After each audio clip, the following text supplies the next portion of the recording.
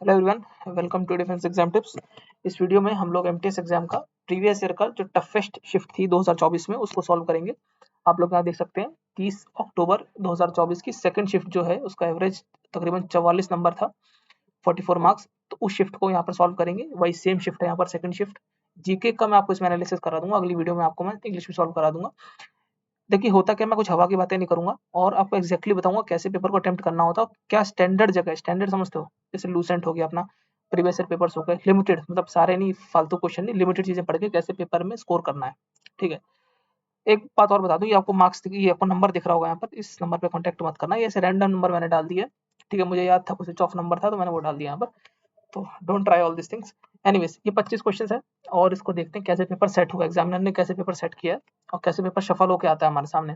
Previous year paper है, RB की website पे मैं टेस्ट दे रहा हूँ। ठीक है, 15 मिनट मिले थे, ये रिकॉर्ड करते करते मुझे इतना समय चला गया। अभी देखिए करते हैं हम लोग इसको। पहला क्वेश्चन है यहाँ पर, विच of the following has by cameral legislature, मतलब दो हाउस होते हैं इसमें, विधानसभा विधान परिषद। वो कौन से स्टेट है? 6 स्टेट है, आप लोगों को शायद मुझे जुबानी याद होंगे, प्रीवियस ईयर में आया हुआ क्वेश्चन है। आंध्र प्रदेश, बिहार, महाराष्ट्र, तेलंगाना, उत्तर प्रदेश और एक स्टेट और छूट रहा है, कर्नाटक, जो कि इसका करेक्ट आंसर है कर्नाटक। ठीक है, कोई बहुत तोपची सवाल नहीं था, लिमिटेड सवाल था, मतलब आसान सा सवाल था, स्टैंडर्ड बुक से हो सकता था आराम से। मैंने इसको अटेम्प्ट करा, आगे बढ़ा मैं। इस क्वेश्चन को मैंने देखा, मुझे नहीं समझ आया। ये पूछ रहा है कुछ हेड काउंट रेशियो जो पॉवर्टी के होता है ना, वो बिहार में कितने परसेंट है, क्या क्या है। क्वेश्चन पहली नजर में देखा, समझ नहीं आया, मार्क फॉर रिव्यू करा, आगे बढ़ा। यही करना है एग्जाम में भी, 25 क्वेश्चन आते हैं ना, वो करना है जो आपको आपने पढ़ा है लूसेंट में, जो आपने प्रीवियस में पढ़ा है। अब ये देख लो, कोई कल्चरल फेस्टिवल की बात हो रही है यूनियन टेरिटरी में, ये अल्तोलू ईडू, मैं तो पढ़ भी नहीं पा रहा हूँ उसको, और ये 4 यूनियन टेरिटरी दे दी, बताओ किसमें होता है, मुझे नहीं पता। मार्क फॉर रिव्यू, आगे बढ़ो। क्वेश्चन पूछा है कि इनकरेक्ट स्टेटमेंट बतानी इन दोनों में से। 1833 के चार्टर एक्ट में designation governor general of Bengal को गवर्नर जनरल ऑफ इंडिया बना दिया गया था। शायद यही हुआ था, शायद, I am not sure. Lord William Bentinck was the first governor general of India. India और बंगाल ध्यान से पढ़ना। ठीक है, इंडिया था। ठीक है, मैं इसको अभी मार्क फॉर रिव्यू करूंगा, पहले मुझे डाउट है। अगला है, which is the term used for the line that a raider must cross to score points in kabaddi. हालांकि मैं स्पोर्ट्स का इतना बड़ा कोई मतलब पसंद, मुझे पसंद नहीं इतना ज्यादा कुछ खास, और मुझे पता भी नहीं इसका क्या है, और मैं इसको पढ़ा भी नहीं। Again mark for review. 5 question हो चुके, देखो। अब यहाँ देखो आप लोग साइड में, ये होते हैं मनोबल तोड़ने वाले क्वेश्चन। अब एक क्वेश्चन और आ गया बवाल सा, इसमें सपैप, SAPAP ऑफ SHG। SHG का पता है ना, सेल्फ हेल्प ग्रुप जो होते हैं, जिसमें हम गाँव की महिलाएं या गाँव के पुरुष, महिलाएं आमतौर पर गरीब महिलाएं आपस में पैसे जोड़कर जो है, सेल्फ हेल्प ग्रुप में जनरली होता है, पैसे जोड़कर वो लोग कोई भी उद्योग को लगाती हैं, लघु उद्योग को लगाती हैं और पॉवर्टी से बाहर निकलती हैं। ठीक है, ऐसा सब कुछ होता है और यहाँ बहुत सारी चीजें पढ़ने को है। मैं इसको भी स्किप करके आगे बढ़ूंगा, आसान क्वेश्चन ढूंढूंगा पहले। आसान क्वेश्चन देखो आ गया, 6 सवाल हो गए, आसान क्वेश्चन आ गया। NSA कौन है भारत के 2023 में? अजीत डोभाल। आंख बंद करके आंसर मार दो। ठीक है, अगला क्वेश्चन आ गया कि शी इज भरतनाट्यम डांसर। ठीक है, पद्मश्री मिला 2016, इनमें से बताओ कौन सा है। मुझे नहीं पता सीरियसली, क्योंकि इतने सारे नाम हम लोग याद करते हैं डांसर वगैरह के, मुझे नहीं पता कौन है। ठीक है, मैं आपके साथ ही चल रहा हूँ बिल्कुल, मुझे नहीं पता। मोहंती से मुझे कुछ कुछ लग रहा है कि ये वेस्ट बंगाल साइड का कोई होगा। भरतनाट्यम साउथ का डांस है। ठीक है, इसमें थोड़ा सा मुझे क्लैरिटी आ रही है। रेड्डी जो है, इससे कुछ क्लैरिटी आ रही है मुझे।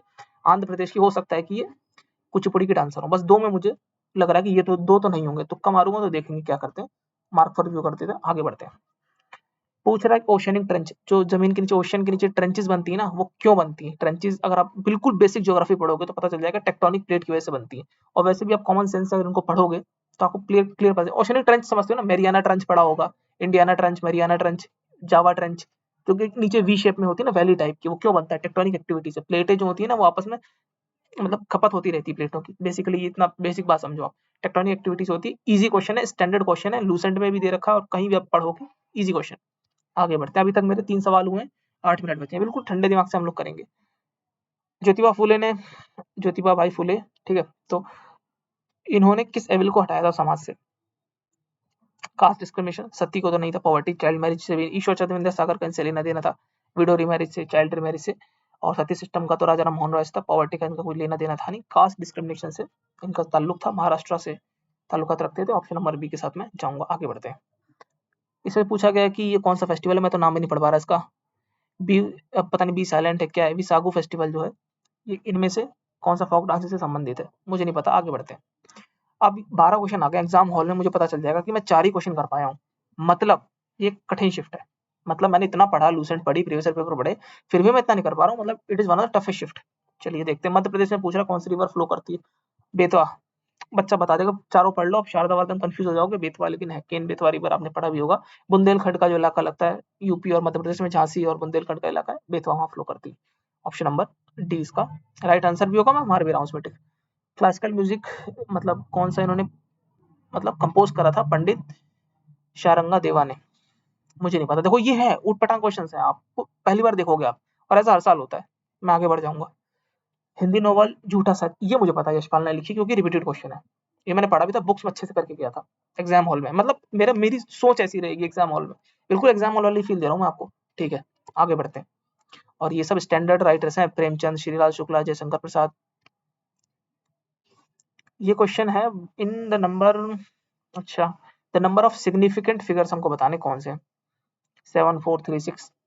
अभी कुछ समझ नहीं आ रहा क्या है सिग्निफिकेंट, पता नहीं किसका क्वेश्चन है, जीके का है भी कि नहीं है।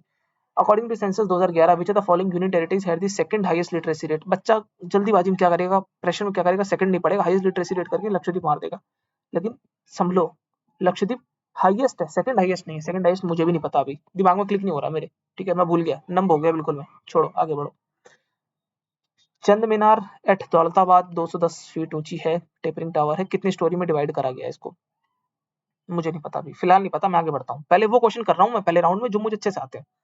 ठीक है, the government of India is lost tourism infrastructure amenities in the dash villages through the vibrant village programme. ये बजट 2023 का मेंशन हुआ है, वाइब्रेंट विलेज प्रोग्राम। जो बॉर्डर के विलेज है, ये करंट का क्वेश्चन मैं कह सकता हूँ, और प्लस में बजट में भी आया था। एक नजर तो मार के जाते हैं, और हर किसी ने पढ़ा है, बच्चा बच्चा जानता है इसको। जो बॉर्डर के गांव है ना जम्मू कश्मीर में या फिर नॉर्थ ईस्ट में, वहाँ पर वाइब्रेंट विलेज प्रोग्राम है, वहाँ पर इंफ्रास्ट्रक्चर बनाएंगे, एयरपोर्ट्स बनाएंगे, ताकि थोड़ा वहाँ पे टेररिज्म का दबाव वगैरह कम हो। तो बॉर्डर यहाँ पर इसका राइट आंसर है। गल्फ ऑफ कच्छ में कौन सा पोर्ट बना हुआ है जो प्रेशर कम, मुंबई पोर्ट जो है ना उसका थोड़ा सा मतलब उसका प्रेशर कम करने के लिए? कंडाला पोर्ट है, बच्चा बच्चा बता देगा, कोई बहुत बड़ी चीज नहीं है। ठीक है, इनमें से कौन सा सैलिएंट फीचर नहीं है fundamental duty of Indian constitution का? चारों एक बार फटाफट से पढ़ लेते हैं। फंडामेंटल ड्यूटी सिविक है, मोरल है, बिल्कुल है। They are unenforceable by law. Challenge कर सकते हैं हम लोग कोर्ट में? नहीं भाई साहब, वो लॉ से एनफोर्स नहीं करा सकते हम लोग, वो फंडामेंटल राइट्स होते हैं, फंडामेंटल ड्यूटीज नहीं होती है। ऑप्शन नंबर सेकंड नहीं पता चल गया, क्योंकि they are not not justiciable. उनको हम लोग ये नहीं कह सकते कोर्ट में देखो कि करना ही पड़ेगा आपको क्योंकि ऐसा लिखा हुआ, नहीं, they are not enforceable by law. तो ऑप्शन नंबर सेकंड इसका राइट आंसर है। थर्ड भी ऑप्शन पढ़ ही लेते हैं। There is a clear difference between fundamental rights and fundamental duties. बिल्कुल सी बात, सही बात है, राइट्स और ड्यूटीज में डिफरेंस है, बिल्कुल क्लियर डिफरेंस है। ऐसा कुछ मैच द फॉलोइंग से आ गई, मैचिंग आ गई। जामा मस्जिद दिल्ली में किसने बनवाई? मुझे इतना पता, बस शाहजहां ने बनवाई। ठीक है, ए का थर्ड देखते हैं आप, डायरेक्ट यहाँ पर आ जाओ, ए का थर्ड, इन दोनों में से कोई एक होगा। ठीक है, अब या तो सी होगा या तो डी होगा, और डी का वन है। जामा मस्जिद संभल में, बाबर ने, हाँ ये तो पता ही है। ठीक है, ये भी पता था वैसे। ठीक है, दो ऑप्शन पता थे, इजी क्वेश्चन था। इलाहाबाद फोर्ट किसने बनवाया? लूसेंट में जब देखेंगे तो इलाहाबाद फोर्ट का वहां पर जिक्र हो रखा है कि अकबर ने बनवाया था। ये टफ क्वेश्चन मैं कहूंगा, लेकिन मुझे आता था, तो हो सकता है कि इसमें एक एज मिल जाए, लेकिन आसान भी कह सकते हैं, बहुत से लोगों को आता है। जिन लोगों ने पढ़ा है लूसेंट को, चार्ट लिया बिल्कुल मेडिवल वाले पार्ट को, 17 पेज है बस उसमें पढ़ने के लिए। उसमें बात मेंशन है इलाहाबाद फोर्ट अकबर, जिसमें लिखा हुआ है ना वो लाहौर का, लाहौर फोर्ट लिखा हुआ है, और फतेहपुर सिकरी वाला लिखा हुआ, वहां पर बगल में ये भी लिखा हुआ है इलाहाबाद फोर्ट वाला। तो पी का 4 होगा, बस इसी में थोड़ा सा ऑप्शन मैंने एलिमिनेट कर दिया। थर्ड फोर्थ इसका करेक्ट आंसर होगा। आगे देखते हैं, क्योंकि टाइम भी जाता जा रहा है। रोहन बोपन्ना जो है कब बने? डबल्स कैटेगरी में उनको लॉन्ग रेस में नंबर 1 कब कहा गया? I don't know. आगे देखते हैं, एसिड बेस का नेचुरल इंडिकेटर कौन सा है? चाइना रोज, एल्की, फंगी, करेट्री। चाइना रोज मैंने कहीं पढ़ा था, और शायद हो सकता है लूसेंट में गिवन हो, बट ये वाला क्वेश्चन मुझे आता है, और हो सकता है रैंडम नॉलेज से ये वाला हो जाए। तो एक क्वेश्चन को एक काम करते हैं कि इसको हटा ही देते हैं। ठीक है, इसको मैं अटेम्प्ट ही नहीं करूंगा, आप लोगों के लेवल से बिल्कुल कर रहा हूँ, जिन लोगों को नहीं पता है। हड़प्पा जो है वो साइट कहाँ पे थी? पंजाब में थी, मतलब पहले, जब भारत आजाद होने से पहले, मतलब जब हिंदुस्तान पाकिस्तान एक थे, तब पंजाब में फॉल करता हड़प्पा। तो इजी क्वेश्चन। साइनोबैक्टीरिया किससे बिलोंग करते हैं? प्रोड्यूसर होते हैं, मतलब बिल्कुल बेसिक लेवल पे आते हैं ना, जब आप देखोगे प्रोड्यूसर है, कंज्यूमर्स हैं, डिकम्पोजर्स हैं, साइनोबैक्टीरिया प्रोड्यूसर्स हैं। लूसेंट में भी दे रखा है, आसान क्वेश्चन है। ठीक है, अब यहाँ पे देखो 12 क्वेश्चन मैंने कर लिए। अगर मैं यहाँ शुरू में घबरा जाता, ये जो इतने टफ टफ सवाल है, बस मेरी हालत खराब हो जाती वहां पर। अब देखते हैं जरा फटाफट से इनको। ये मुझे नहीं आता, मैं अटेम्प्ट नहीं करूंगा। मैं समझ गया पेपर कठिन है, 12 ही सवाल कर पाया हूँ इतने ज्यादा पढ़ने के बाद भी, तो मैं यहाँ पर रिस्क नहीं लूंगा। मैं रिस्क नहीं लूंगा भाई, मुझे 12-36 नंबर तो मिल ही रहे हैं ना, क्योंकि मैं श्योर हूँ, क्योंकि मैंने घबराया नहीं हूँ, क्योंकि मैं लिमिटेड चीजें पढ़ के गया हूँ। अब जरा इसको देखते हैं। 1833 वाला चार्टर एक्ट जो है, वो designation governor general of Bengal को उसने गवर्नर जनरल ऑफ इंडिया कर दिया, बिल्कुल करा था 1833 में। कहाँ चला गया क्वेश्चन वो? ठीक है, तो ये वाला स्टेटमेंट तो ठीक है। सेकंड स्टेटमेंट है, Lord William Bentinck was the first governor general of India, ये भी स्टेटमेंट मुझे ठीक ही लग रही है। इनकरेक्ट स्टेटमेंट बतानी, तो इनमें से कोई भी इनकरेक्ट नहीं है। ऑप्शन नंबर सी के साथ में जाऊंगा। एक बार देख लेता हूँ मैं, ठीक है। टाइम भी कम होता है एक्चुअली, मैं थोड़ा लेट वीडियो स्टार्ट करी ना, 15 मिनट इन्होंने शायद दिए थे। हालांकि इतना समय मिलता नहीं, ज्यादा टाइम मिलता है एग्जाम में, तो घबराना मत कि मैं जल्दी जल्दी कर रहा हूँ, बट ऐसा है, ठीक है। ये मुझे वाला पॉइंट नहीं आता कि रेडर को कहाँ half line, baulk line, centre line, bonus line, मैं रिस्क नहीं लूंगा, आगे बढ़ते हैं। एग्जाम हॉल में ऐसे ही प्रेशर होगा बिल्कुल, टाइम कम होगा और आपको अटेम्प्ट भी करने हैं, सही डिसीजन भी लेने। जरा फटाफट से पढ़ लेता हूँ मैं। एसएसजी में क्या क्या होता है? Social mobilisation, capital formation, capacity building of poor. हाँ, ये तीनों काम होते हैं, ठीक है।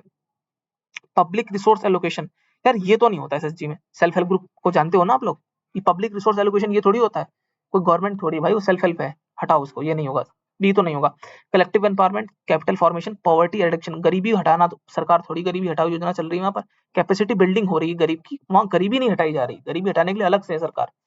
लास्ट ऑप्शन देखते हैं हम लोग, यहाँ पर एजुकेशन है, हटा दो उसको, एलिमिनेट कर दो। तो हमको बेस्ट चूज करना है इसमें से, आपको थोड़ा इलॉजिकल लगेगा, लेकिन मैंने तो इसको ऐसे ही टैकल करने का प्रयास करा है, क्योंकि इसमें यही करना है हमको, बताना है कि तीन से कौन कौन से कंपोनेंट होते हैं एसएसजी में, सेल्फ हेल्प ग्रुप जो होता है उसमें कौन सी तीन चीजें होती हैं। फर्स्ट के साथ मैं जाऊंगा और आगे देखते हैं फटाफट से। ये मुझे नहीं आता, स्किप करूंगा, चलो स्किप ही कर दिया मैंने मोस्टली क्वेश्चन। ये भी मुझे नहीं पता। 13th देखते हैं, ये भी मुझे नहीं पता।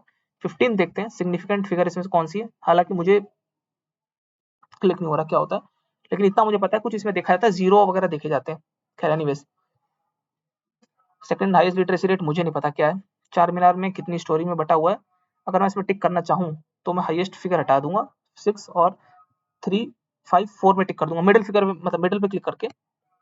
आई गेस सबमिट हो गया है, एनीवेज सबमिट हो गया। 15 क्वेश्चन मैंने अटेम्प्ट करे, let's see what will be the result. और देखते हैं कितने गलत हुए। एक क्वेश्चन गलत हुआ है, तो 14 13 इन्होंने 14 ही लिए, ठीक है, मतलब वो लास्ट वाला इन्होंने नहीं लिया मेरा। ये क्वेश्चन गलत कौन सा हो गया जरा देखते हैं, ये क्यों गलत हो गया भाई। 1833 में हुआ था, हाँ यार तभी हुआ था। William Bentinck first governor general थे, बिल्कुल थे, बोथ ए एंड बी। ये क्या हो गया भाई, हाँ, तब विलियम बेंटिक इंडिया के थे, ठीक है, क्योंकि बंगाल के तो बैरन हेस्टिंग थे, ठीक है। 1833 में गवर्नर जनरल बंगाल के गवर्नर जनरल ऑफ इंडिया बन गए थे, ये भी ठीक है।